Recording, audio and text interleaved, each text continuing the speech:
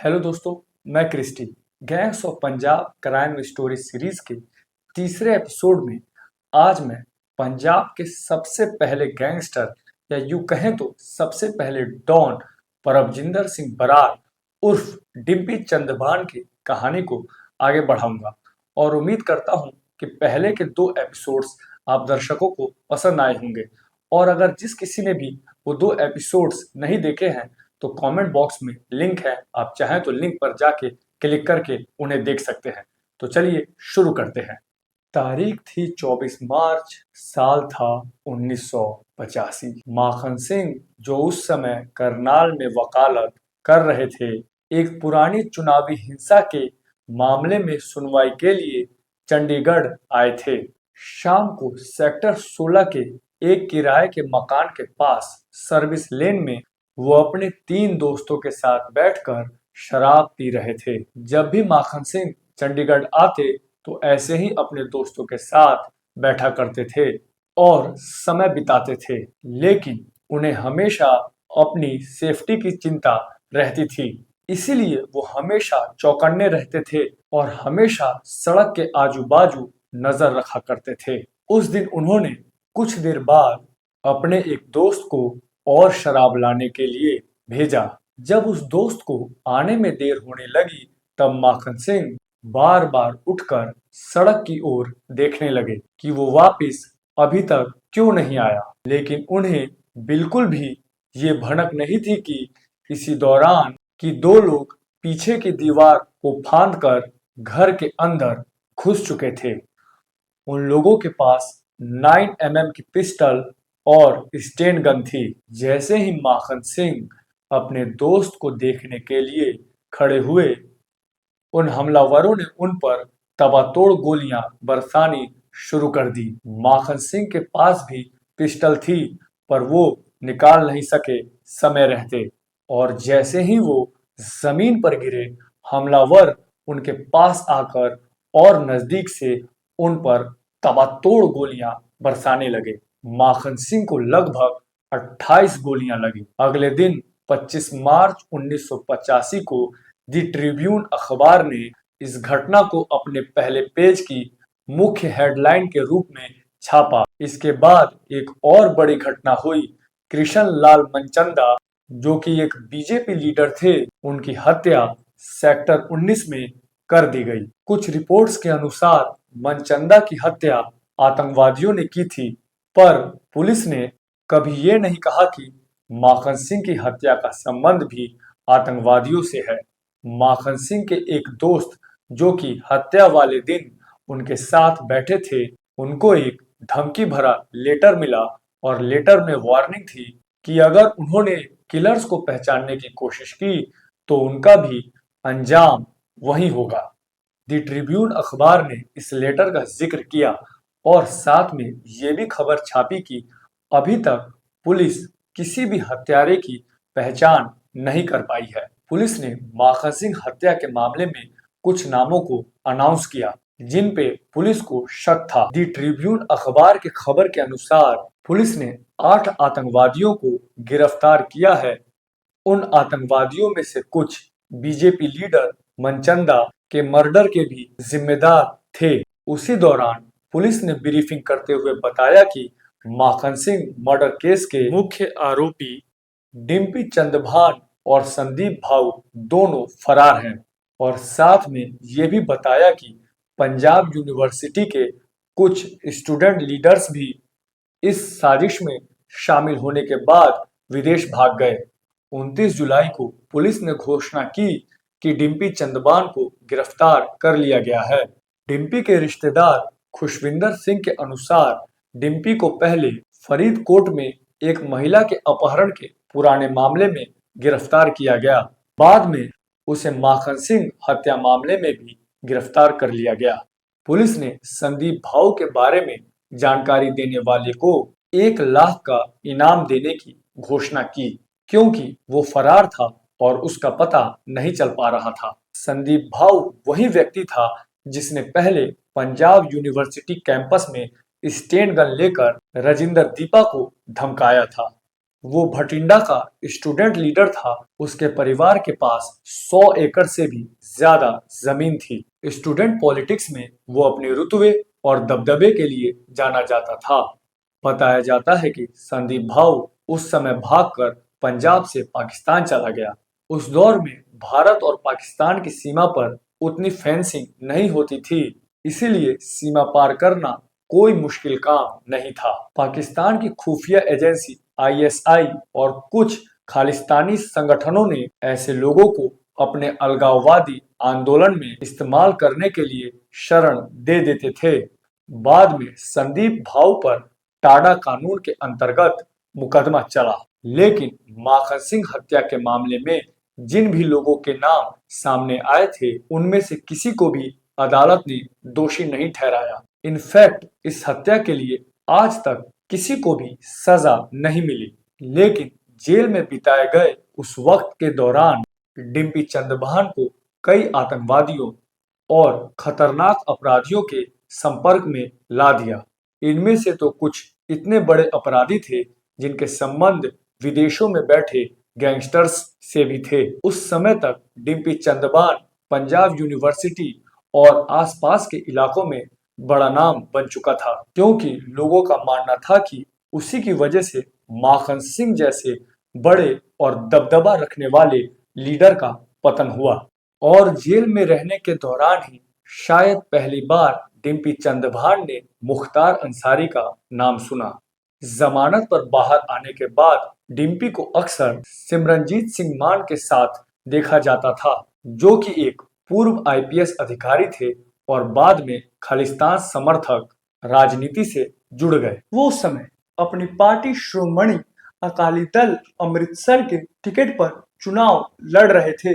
डिम्पी ने पहली बार 1989 और दूसरी बार 1991 में फरीदकोट जिले की कोटकपुरा सीट से चुनाव लड़ने की तैयारी की थी, लेकिन दोनों बार ही चुनाव रद्द हो गए थे।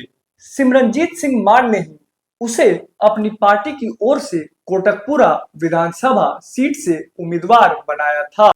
उस दौर में डिम्पी चंद्रभान की तस्वीरें बड़े बड़े पॉलिटिकल लीडर्स के साथ दिखाई देने लगी थी और शिरोमणि अकाली दल के भी काफी नेता डिम्पी के साथ अच्छे रिश्ते बनाने की कोशिश किया करते थे।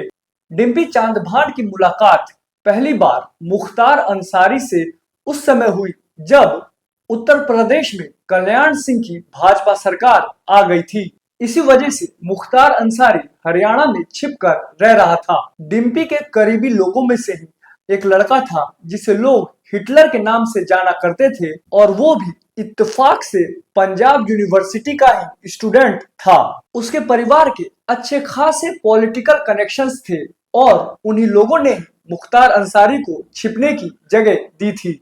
मुख्तार अंसारी, जो कि हमेशा से ही करेजियस लड़कों की तलाश में रहता था और डिम्पी को भी एक गॉडफादर की जरूरत थी।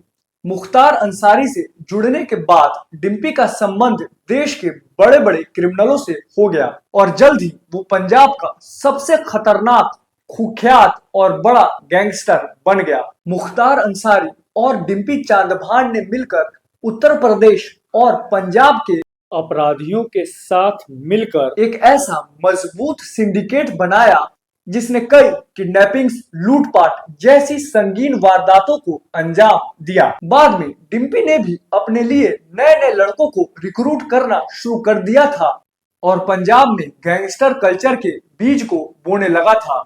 साल 1992 में बेअंत सिंह की अगुवाई में कांग्रेस ने पंजाब विधानसभा चुनाव जीत लिए थे, पर अभी तक माखन सिंह हत्याकांड में ना किसी को सजा हुई थी और ना ही किसी की पहचान हो पाई थी। इसलिए डिम्पी आजाद घूम रहा था और सबसे बड़ी बात यह थी कि वो अब मुख्तार अंसारी के संरक्षण में था, जो कि कांग्रेस का नेता बन चुका था, जिस वजह से डिम्पी को पंजाब में कांग्रेस एस्टेब्लिशमेंट से भी प्रोटेक्शन मिलनी शुरू हो गई थी। पर बेअंत सिंह की सरकार ने पंजाब में आतंकवाद, उग्रवाद और अपराध के खिलाफ बड़ा क्रैकडाउन शुरू कर दिया था। इसी वजह से पंजाब के काफी गैंगस्टर्स पंजाब को छोड़कर दूसरे राज्यों में भाग गए थे, including Dimpy Chandrabhan. And again उसे फिर से मुख्तार अंसारी ने ही अपना संरक्षण दिया। इसी दौरान उत्तर प्रदेश में भी कई ताकतवर बाहुबली गैंगस्टर्स उभर रहे थे। इनमें ब्रजेश सिंह और धनंजय सिंह जैसे लोग शामिल थे, जिन्होंने मुख्तार अंसारी के दबदबे को चुनौती देना शुरू कर दिया था। अब वसूली का काम पहले जितना आसान नहीं था। इसी दौरान डिम्पी बिल्कुल ही चुपचाप पंजाब यूनिवर्सिटी की स्टूडेंट पॉलिटिक्स में लगातार एक्टिव था और अपने लिए नए नए करेजियस लड़कों की तलाश कर रहा था ताकि वो अपने ग्रुप में उन्हें शामिल कर सके।